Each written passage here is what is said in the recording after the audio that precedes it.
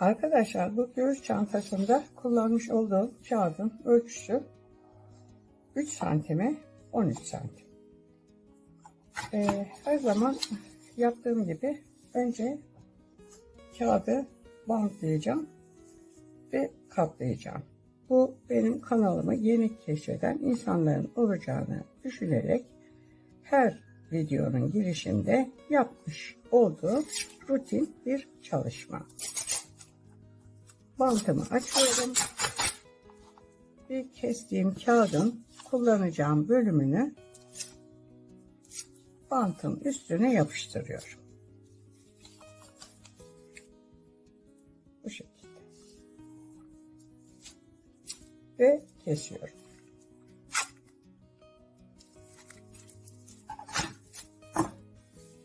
Şimdi şu kenarlardaki fazlalıkları şu şekilde içeriye katlıyorum.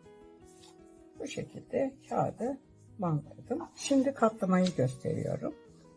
Boylamasına ikiye katlıyorum. Şöyle ince uzun bir şeritim oldu. Sonra bunu şu şekilde ikiye katlıyorum. Açıyorum arayı. Yarıyı ortaya gelecek şekilde katlıyorum. Diğer yarıyı da ortaya gelecek şekilde katlıyorum ve katladığım bu iki yanı birleştiriyorum. Kağıtları katlama şeklim bu. Şöyle yazılı A4 kağıt ve kahverengi kraft kağıt kullanacağım. Burada arkadaşlar şu şekilde şeritler yapacağız. Şöyle şeritler yapacağız. Bunu size nasıl yaptığımı göstereyim. Şöyle iki tane kağıt alıyorum.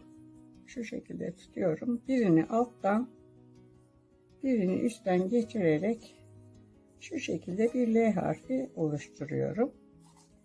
Sonra bir tane daha yine beyaz alıyorum. Onu da böyle yukarıya doğru çıkıyorum. Sadece arkadaşlar bu yaptığımız şeyler zigzag. Zigzag yaparak böyle devam edeceğiz. İstediğimiz boya gelene kadar. Yine bir tane daha beyaz takıyorum. Yani bir tane arkadaşlar yazılı A4 kağıt, bir tane kahverengi kraft kağıt takarak bunu devam edip gideceğiz. Ve istediğimiz boya gelene kadar buna devam ediyoruz. Bu şekilde. İstediğim boya kadar gelene kadar yaptım. Bunları arkadaşlar şu kenarlarını kapatmayacağız bunu. Bunu şu şekilde kenarlarını birleştirerek çember haline getirip sonra bunu çanta haline dönüştüreceğiz. Bunu da çember haline getirmek için şöyle yapıyorum. Şu son takmış olduğum kağıdın katını açıyorum. Arkadaşlar şöyle iki tanesini yakalıyorum. Şuradan kenar birleştirme arkadaşlar bu. Şöyle şu ortadan içeriye geçiyorum. Şu şekilde geçtim. Bir tanesini bu tarafa yatırıyorum. Diğerini bu tarafa yatırıyorum. Bu tarafa yatırdığımı tam şuraya. Şunun içine yerleştiriyorum. Şu vaziyette. Bu tarafa yatırdığımı da arkadaşlar şuraya yerleştiriyorum. Ve bu şeritleri çember haline getiriyorum. Şu şekilde oldu. Bu çantada taban yapmayacağım. Kendinden taban yapacağım. Bunların tabanını yaparken göstereceğim ama tabanı yaptığımız zaman şöyle birleştirdiğimizde arkadaşlar şu aralara şu şekilde minik kareler yapacağız. Size şimdi bir de bu minik karenin nasıl yapıldığını göstereyim. Katlamış olduğum kağıdımı bu şekilde ortadan şöyle ikiye bölüyorum. Ve iki tane şeritim oldu. Bakın şu şekilde. Bunun bir tanesini alıyorum. Şu şekilde ikiye katlıyorum. Açıyorum arayı. Yarıyı ortaya gelecek şekilde katlıyorum. Diğer yarıyı da ortaya gelecek şekilde katladıktan sonra şöyle bakın bir kare oluşturuyorum. Diğer yarıyı alıyorum arkadaşlar. Hemen şuradan içeriye geçiriyorum. Şuradan çıkmasına izin vermeyeceğim ve döndürüyorum. Bir döndüm, bir daha döndüm ve bunu yakalayıp hemen şunun içine yerleştiriyorum. Bu küçük kareleri de arkadaşlar bu şekilde yapıyorum.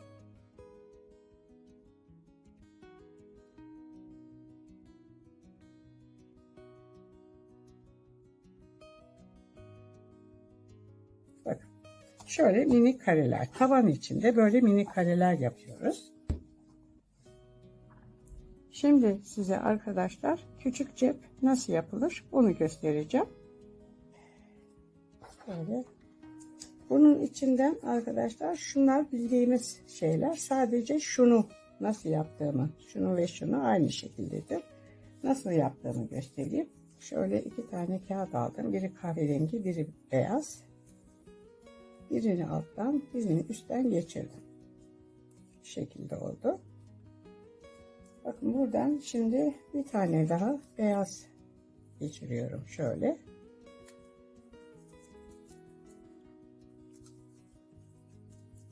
Bu şekilde geçiriyorum. Şöyle oldu. Şimdi buraya ben bir tane daha şöyle kağıt takacağım. Şöyle taktım.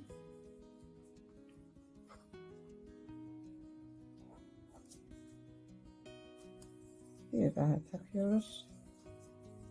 Yukarıya doğru çıksın. Şimdi şunu kıracağım arkadaşlar. Bakın şöyle koyuyorum ya. Şunu kıracağım. Bunu kırmak için ne yapıyorum? Arayı açıyorum, kırıyorum ve kapatıyorum. Bakın şöyle. Bir tane daha kahverengi aldım. Yukarıdan aşağıya doğru indim.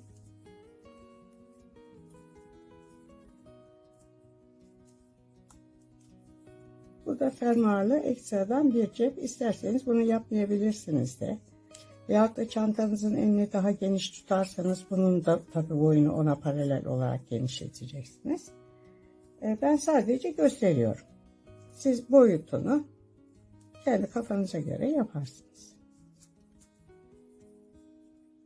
Açıyorum arayı, kırıyorum ve kapatıyorum. Bu şekilde arkadaşlar şöyle buraya kadar geleceğim.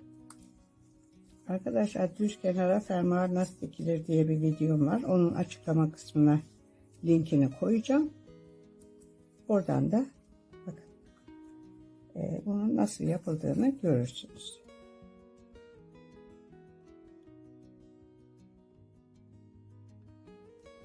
Bir daha şöyle takıyorum.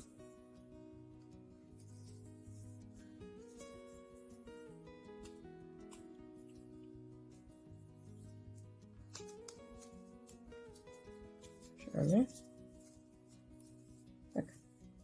Gördünüz mü arkadaşlar? Aynısı oldu. Bunların şu kısımlarını, şu iki ağzını kapatmam gerekiyor. Onu da kapatmak için şöyle kağıdımı, şu kağıdı ortadan ikiye bölüyorum.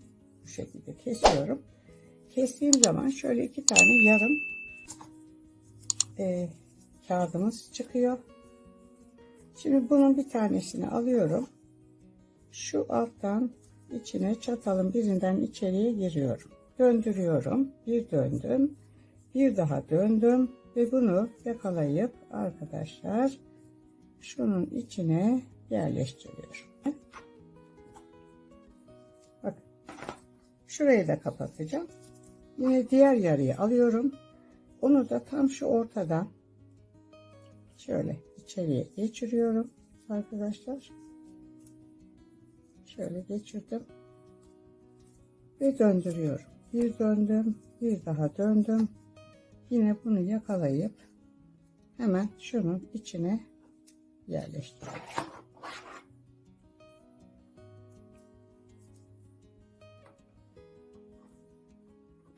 Evet.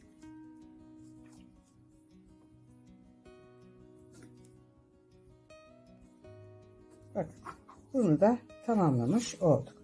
Bunları arkadaşlar bu şekilde dikeceğiz. Şöyle. Sonra bunu diktikten sonra şu kısmına fermuar dikeceğim. Ve bunu komple alıp bunun şu bölümüne monte edeceğim. Bunun dışında arkadaşlar bir de şu şekilde şöyle iki gözü birbirine tutturacak genişlikte bir körük yapacağız. Körüğümüz bu şekilde olacak. Şu kısmı göstereceğim sadece. 2 tane kağıt aldım. Birini alttan, birini üstten geçirdim. Şimdi buradan yukarıya doğru çıkacağım. Bakın şurası. Şimdi buradan şöyle yukarıya doğru çıkıyorum.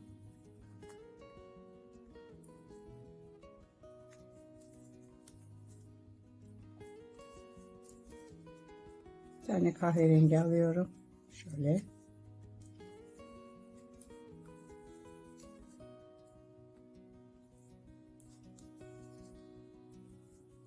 Evet. Bakın.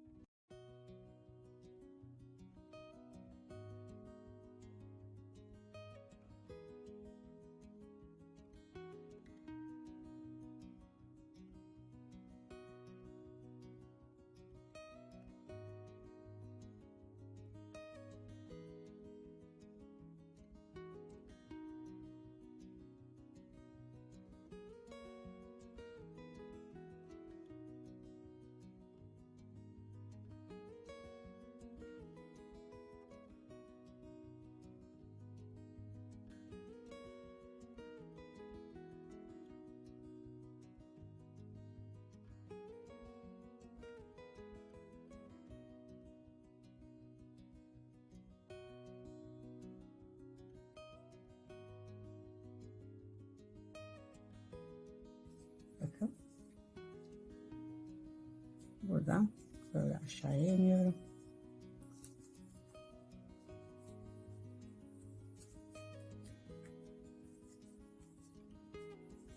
Şu şekilde. Bakın aynısı oldu. Gördünüz mü? Bu şekilde şöyle buradan başladım. Şuradan şöyle başladım. Bir köşe yaptım. İkinci köşeyi yaptım. Geliyorum şuraya kadar. Şuraya üçüncü köşeyi yapıyorum. Buraya dördüncü köşeyi yapıyorum. Dönüp geleceğim ve burada birleştireceğim. Bakın arkadaşlar büyük körüğü yaptım. Buraya kadar geldim. Şimdi buradan birleştirme yapacağım. Şöyle. Bunu birleştirmek için ne yapıyorum? Şu son taktığımın katını açıyorum. Bu şekilde. Şöyle. Bunları önceden yaptım arkadaşlar. Şunu size göstermek için yaptım. Şöyle ikisini yakalıyorum. Rahat girmesi için kırıyorum. Ve tam şu ortadan. Bakın. Şu ortadan içeriye geçiyorum. Rahat girmesi için kırdım. Girdim. Bakın. Birini buraya yatırıyorum. Diğerini bu tarafa yatırıyorum. Buraya yatırdığımı şuraya koyuyorum. Şu tarafa da yatırdığımı buraya koyuyorum. Evet arkadaşlar.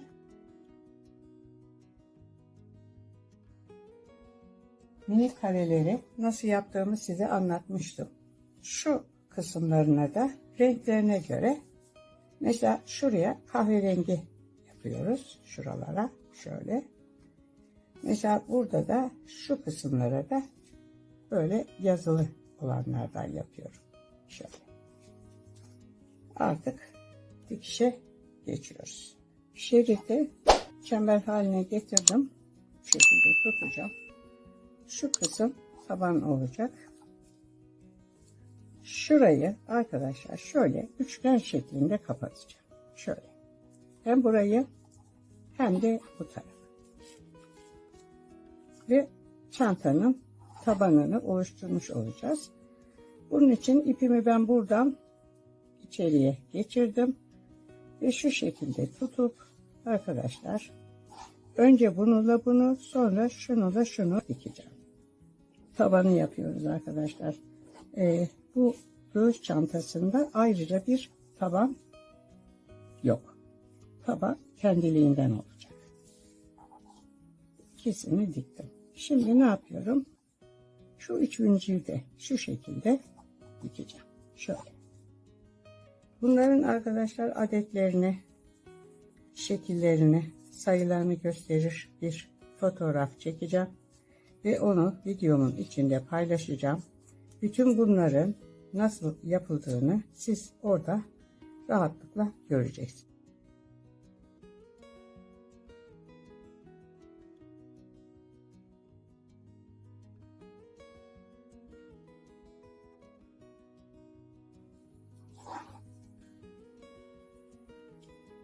Bakın arkadaşlar.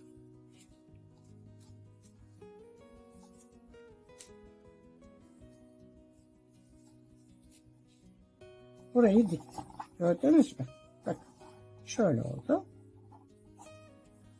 Şimdi arkadaşlar şu kısmı da aynı dikeceğim. Şimdi burayı dikeceğim.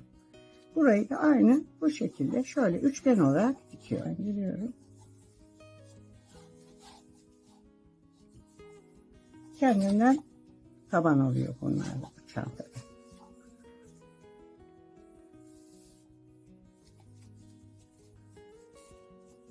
Şimdi burayı tutturuyorum şöyle.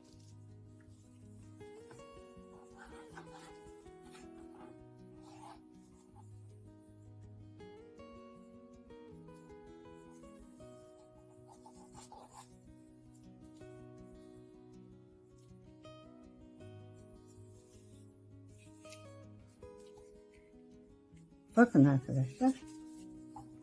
Gördüğünüz gibi şöyle iki tarafının köşesini yaptım. Şimdi şu aralara şu küçük karelerimi dikeceğim. Bu kareyi de dikmek için kareyi şöyle kırıyorum.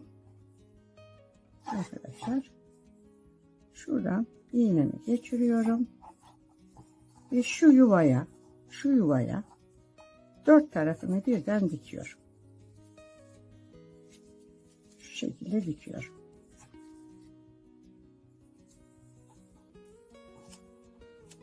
Şöyle dikiyorum.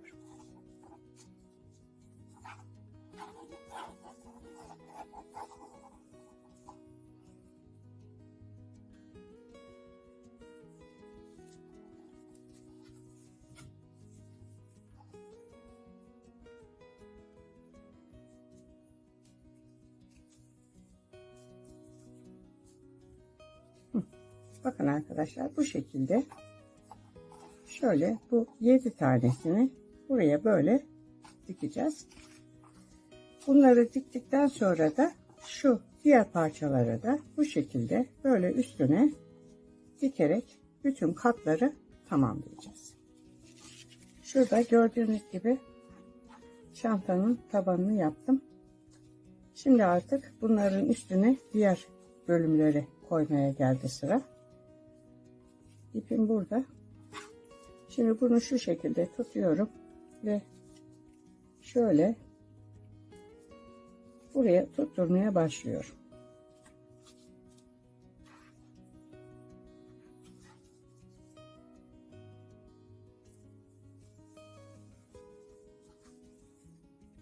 Herhangi bir kırma işlemi yapmadan dümdüz dikip gideceğiz arkadaşlar.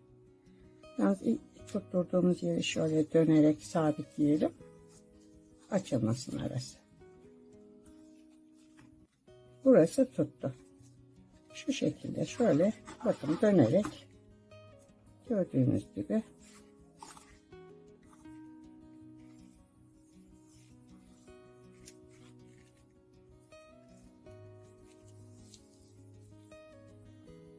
şöyle dikiyoruz. bakın döndüm, gördünüz mü arkadaşlar?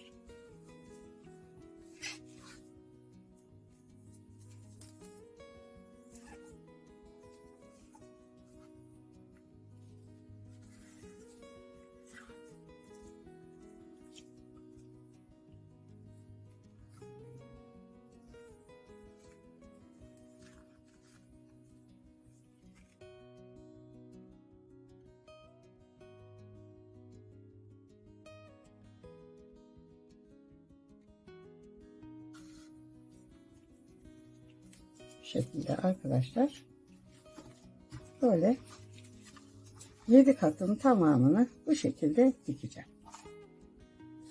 Arkadaşlar bakın, göğüs çantasının alt kısımlarını tamamen diktim. Şimdi üst taraflarını dikeceğim. İpim burada. Şuradan itibaren bunun üst katlarını tutturmaya başlayacağım. Bunun için ne yapıyorum arkadaşlar? Bunu çember haline getirmiyorum. Böyle açık olarak dikeceğim.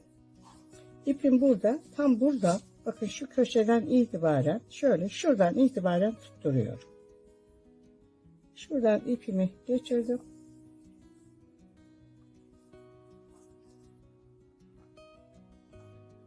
Bu kısım, üst kısmı, çantanın üst kısmı açık olacak arkadaşlar. Alt taraf 2 kat olacak. 2 gözlü olacak.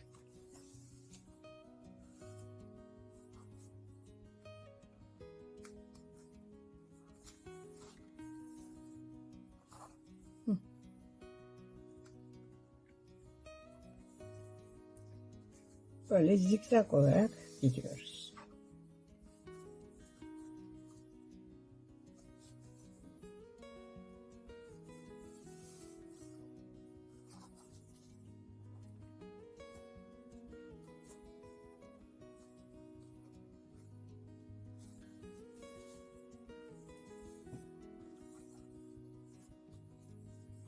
Bu şekilde arkadaşlar, böyle komple burayı böyle dikeceğim.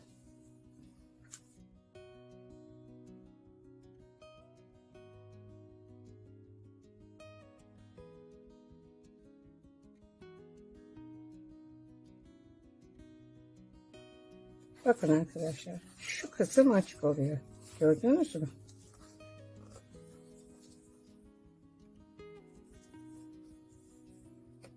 Gördünüz değil mi arkadaşlar? Bakın. Bu şekilde geliyor. Bakın arkadaşlar. İpimi buraya kadar getirdim. Bu bitti.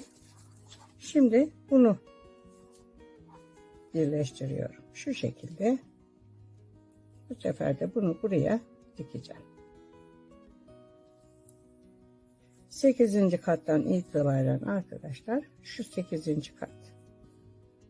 Bu şekilde diğer katları komple buraya birleştiriyoruz.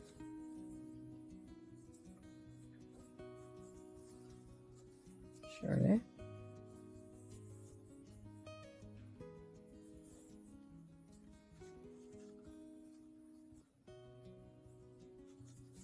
Geri döndüm. Buraya birazcık daha sağlam taştıralım burayı.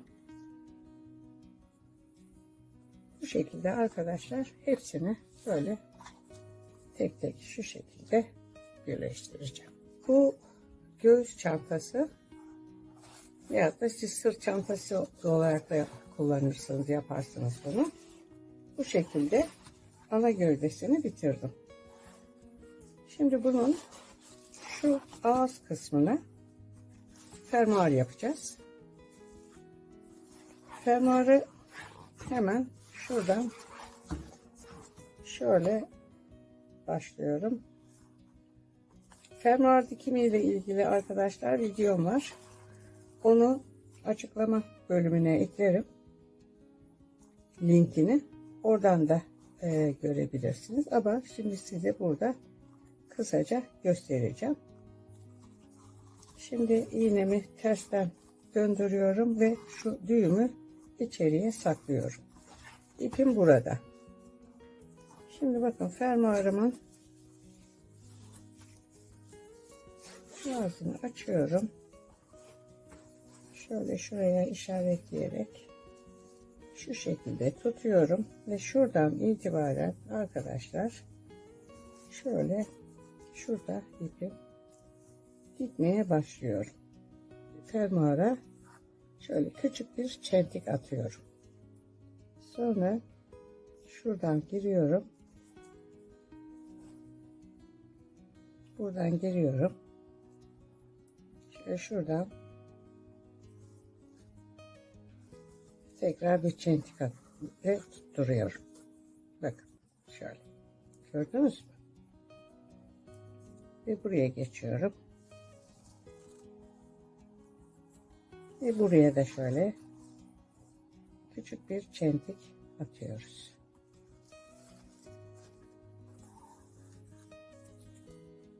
Bu şekilde. Bakın bunu atarken mesafeyi şu fermuarın ayağının geçiş yönünü unutmayın lütfen. Şöyle. Şimdi şu üstten geçiyorum tekrar. Bakın şöyle geçtim.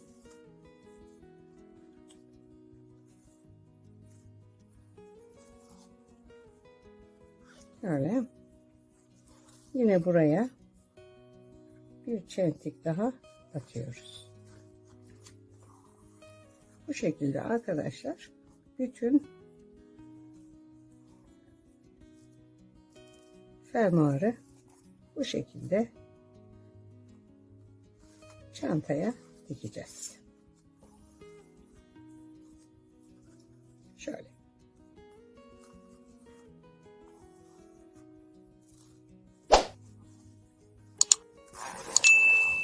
Bakın böyle dikili, görüyor musunuz arkadaşlar bu kısmı? Evet, burayı böyle komple dikeceğim. Çantayı diktim. Büyük gövdeyi diktim. Şöyle fermuar da yaptım. Fermuar da burada. Bu şekilde fermuarı kapatıyoruz ve açıyoruz. Arkadaşlar ekrana sığdıramadığım için göstermekte zorluk çekiyorum ama anlamışsınızdır nasıl yapıldığını. Çantanın büyük gözünü diktim. Şöyle bir buraya küçük bir cep yaptım. Bu cebin biraz daha büyük olmasını istiyorsanız şu mesafede arkadaşlar 36 tane kağıdım var. Bunun sayısını 40'a çıkarttığınız zaman bu cepte ona paralel olarak biraz daha genişleyecektir ve dolayısıyla bu cebe rahatlıkla mesela bir kartınızı sığdırabilirsiniz. Şu anda bu boyutta buraya sadece ufak not kağıtları falan sığabilir. Bu şekilde bu büyük çanta bitti. Şurada küçük çanta arkadaşlar. Normal çanta. Bu herhangi bir özelliği yok. Bu çantayı arkadaşlar bu şekilde buna dikeceğiz. Ama buna dikmeden önce arkadaşlar şu yapmış olduğum körük var ya hani iki gözü birbirine tutturacağım körük. Bu körüğü buna tutturmam lazım. Önce bunu bu körüğü buna tutturacağım. Sonra bunu buna belli yerlerden tutturduktan sonra dikime geçeceğiz. Şimdi bakın arkadaşlar şöyle göstereyim size. Şöyle beyazlardan tutturuyorum arkadaşlar. Şu şekilde denk gelecek şekilde bunu tutturacağım. Şuraya tutturuyorum.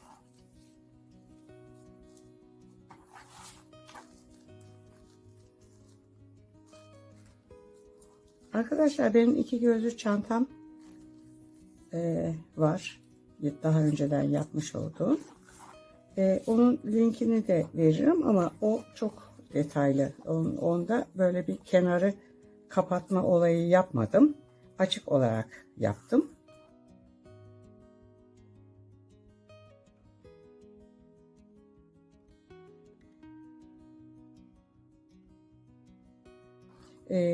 Dilerseniz ona da bakın. Ama bu biraz daha pratik oluyor.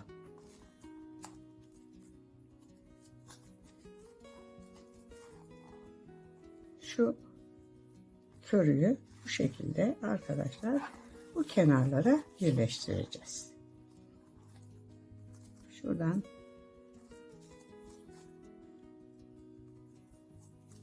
yani buraya üstten dikiyoruz arkadaşlar. Bakın gördünüz mü? Şöyle. İçeriye girmemize gerek yok. Zaten bu kenarları kapatacak. Bakın. Şöyle dönecek ve birbirini kapatacak. Bu şekilde arkadaşlar bu körüyü önce küçük çantaya tutturuyorum. Sonra küçük çantayı büyük çantaya ve bazı yerlerden aralıklı olarak tutturduktan sonra bu iki çantayı birbirine tutturacağız. Şuraya girdim. Buraya birazcık özen gösterelim. Köşe çünkü. Döndüreceğiz burada. Arkadaşlar. Şöyle. Ve sonra buradan arkadaşlar şu şekilde döneceğim. Bakın. Bu kısımlar bakın buralar beyaz geldi. Şu kısımlar kahverengi geldi bu kısımlara. Bu şekilde bunu böyle komple dikeceğim. Arkadaşlar bakın körüyü öndeki çantanın yan tarafına şu şekilde diktim. Gördüğünüz gibi. Şimdi beyazın denk geldiği yerlere beyaz yapmıştım. Kahverengilerin denk geldiği yerlere de kahverengi kağıt yapmıştım. Yani benim çantam damalı olduğu için bu şekilde dizayn ettim. Şu köşelerden kırarak yani şu köşeleri arkadaşlar isterseniz önceden şu köşeleri böyle belirleyin. Sonra bunu takın. Bakın şu köşelerde farklıdır. Şöyle. İsterseniz bunun üstünde yapın. Bunun üstünde yapmak biraz daha zor oluyor ama oluyor neticede. Bu körük takılmış öndeki çantayı şu arkadaki çantaya önce tutturacağız. Şu körüğüyle birlikte bu arkadaki çantaya birleşme yapacağız. Şimdi bakın ipim burada arkadaşlar. Sayıyorum köşeden 1, 2, 3, 4. karenin bitiminde ipim. Buradan sayıyorum 1, 2, 3, 4. kare. Demek ki şu birleşme noktasından içeriye gireceğim.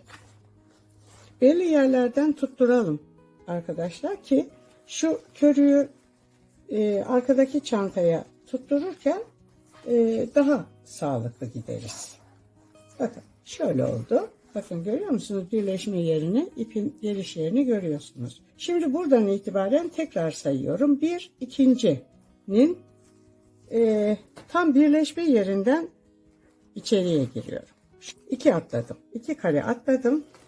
Aynı şekilde buradan da bakın 1 2 ikinci kareden karenin birleşmesinden itibaren giriyorum. Bakın çektim.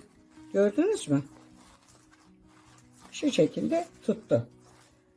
Şimdi burada da yine aynı şekilde 2 tane sayacağız. 1 ve 2.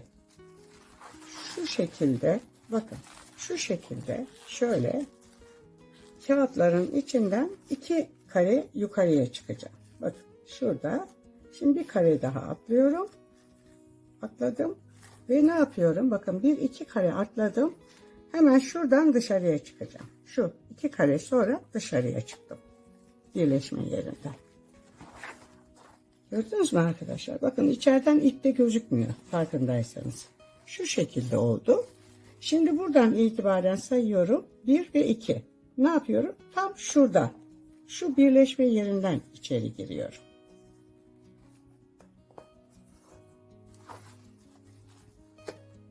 Şöyle.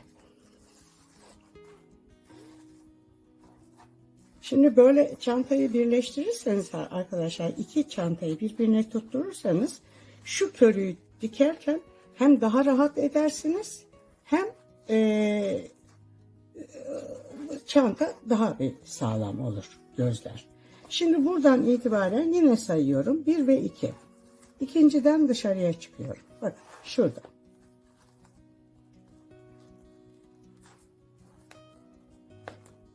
Bak şuradan gördünüz mü? Şuradan dışarıya çıktım. Ve buradan yine sayıyorum. Şimdi ipim burada. 1 ve 2. Şuradan içeriye giriyorum. Bakın. Şuradan. Şöyle içeriye girdim. Bu şekilde arkadaşlar. Bu iki çantayı birbirine tutturduktan sonra şu körükleri bu şekilde birleştirmeye başlayacağız. Birkaç tane de şöyle alt kısımlardan gireriz ve daha sağlam olur. İki çantayı birbirine tutturdum. Bunu şuradan şöyle içeriye sokayım da daha sağlam olsun.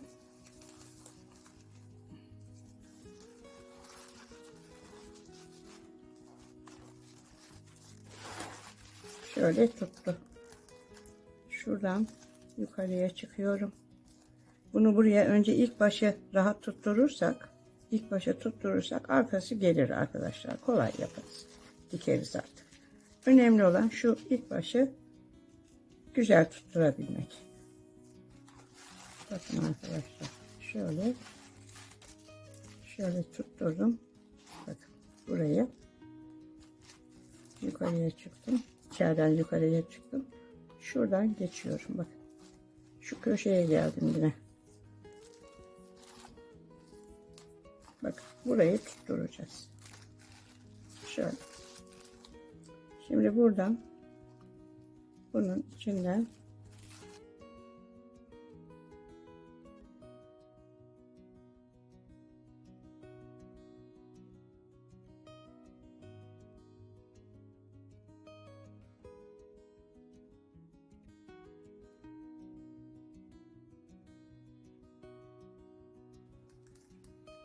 şöyle.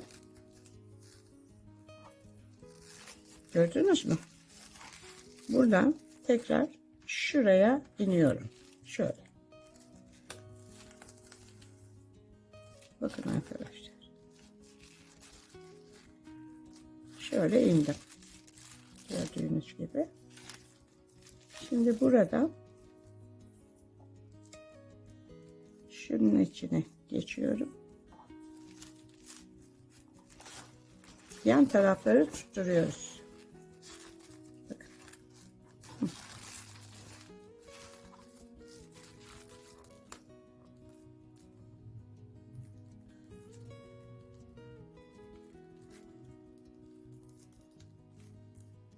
Tekrar şunun içine giriyorum.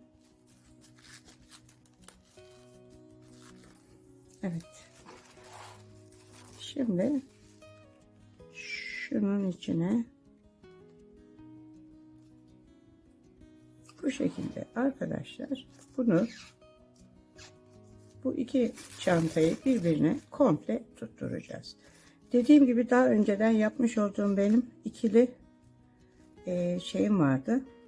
İki gözlü çanta yapımım var. Onun linkini de açıklama kısmına koyacağım. İster onu yaparsınız, isterseniz bunun şu mesafede, bakın şu mesafede 36 tane kağıt taktım. O 36 kağıdı sayısını mesela 40'a, 42'ye, 44'e çıkarırsınız. Daha büyük tutarak bunu bir sırt çantası haline getirirsiniz. Teknik aynı. Evet. Bu şekilde arkadaşlar burayı böyle komple dikerek bu iki gözü birbirine tutturacağım. Çantanın iki gözünü de birbirine diktim. Bakın şu arkadan şöyle görülüyor. Şurada önden. Bakın şöyle gözüküyor. Şimdi şuradan şu alttaki gözü açıyorum. Bakın bu şekilde. Bunu kapatıyoruz. Sonra şurada bir ara göz yaptım.